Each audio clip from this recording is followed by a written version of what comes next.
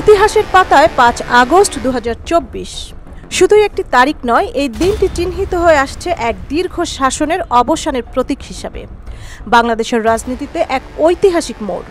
এদিনে দীর্ঘদিন ক্ষমতায় থাকা প্রধানমন্ত্রী শেখ হাসিনার পতন ঘটে।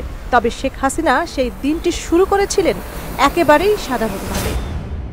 প্রধানমন্ত্রী শেখ হাসিনা ঘুম থেকে উঠে নামাজ পড়ে প্রতিদিনের মতোই এক কাপ চা নিয়ে রুমে বসেন। বাইরে তখনও ভোরের আলো ফুটে ওঠেনি ভালোভাবে, কিন্তু রাজধানী ঢাকার প্রতিটি মোড়ে মোড়ে সেনা, পুলিশ ও অন্যান্য আইনশৃঙ্খলা বাহিনী টহল দিচ্ছে। কারফিউ জারি, মানুষের চলাচল নিয়ন্ত্রণে। তবে এই শান্ত নিস্তব্ধতা ছিল আসন্ন ঝড়ের পূর্বাভাস। চারিদিকে টানটান উত্তেজনা, সবাই জানত কিছু একটা ঘটতে চলেছে। ৪ আগস্ট রাতেই বৈষম্য বিরোধী ছাত্র আন্দোলন ঘোষণা দেয় লং মার্চ টু ঢাকা কর্মসূচি একদিন এগিয়ে এনে তারা পৌঁছাবে ৫ আগস্টে। আর এই ঘোষণাই বদলে দেয় রাজনৈতিক সমীকরণ। ছাত্রদের সাথে সাধারণ মানুষও আন্দোলনে সামিল হতে থাকে। এর পরেই আসে সবচেয়ে বড় চমক। সেনাবাহিনীর পক্ষ থেকে স্পষ্ট ঘোষণা, আমরা জনগণের উপর গুলি চালাবো না, আমরা জনগণের সাথেই আছি। এই ঘোষণায় সাহস পায় ছাত্র ও জনতা। তারা কারফিউ উপেক্ষা করে রাজপথে নেমে আসে। এদিকে সকাল 10টার দিকে শেখ হাসিনা ডেকে পাঠান গোয়েন্দা ও পুলিশ কর্মকর্তাদের।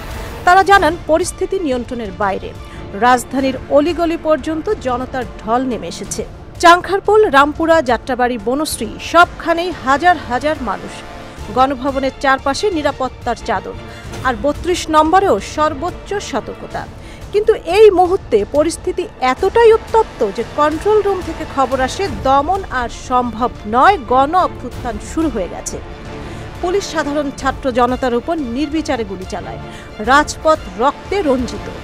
মুহূর্তেই শত শত তরতাজা প্রাণ নিথর হয়ে পড়ে। কিন্তু গুলির ভয়ে আন্দোলন থামে না, বরং রূপ নেয় গণ অভ্যুত্থানে। গণভবনে শেখ হাসিনা ক্ষুব্ধ হয়ে ওঠেন। পুলিশ ও সামরিক কর্মকর্তাদের নির্দেশ দেন যে কোনো মূল্যে আন্দোলন থামাতে হবে। কিন্তু সেনাবাহিনী জানায় এভাবে আর সম্ভব নয়, রক্তপাত শুধু বাড়বে, কোনো ফল দেবে না।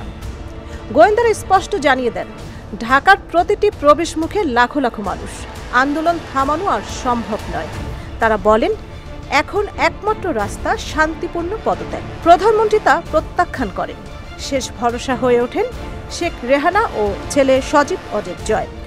যুক্তরাষ্ট্র থেকে জয় শেখ হাসিনাকে রাজি করান পদত্যাগে। শেষমেশ শেখ হাসিনা রাজি হন, কিন্তু ৩টি শর্ত দেন।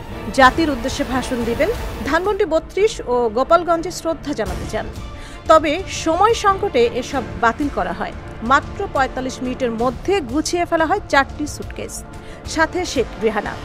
প্রথমে হেলিকপ্টার, পরে বিমান বাহিনীর পরিবহন বিমানে দেশ ছেড়ে পালিয়ে যান শেখ হাসিনা গন্তব্য ভারতের উদ্দেশ্যে।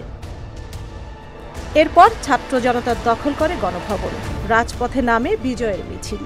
একটি স্বৈরাচারী সরকারের পরিণতি এভাবেই রচিত হয় গণ আন্দোলনের হাত ধরে। ৫ আগস্ট শুধু একটি তারিখ নয়, এটি ইতিহাসের পাতায় লেখা এক জাতীয় গণজাগরণের দিন। জনতার শক্তি, সাহস আর সংহতি জয়গাথা। সঞ্জিদা জুথি, সারা বাংলা।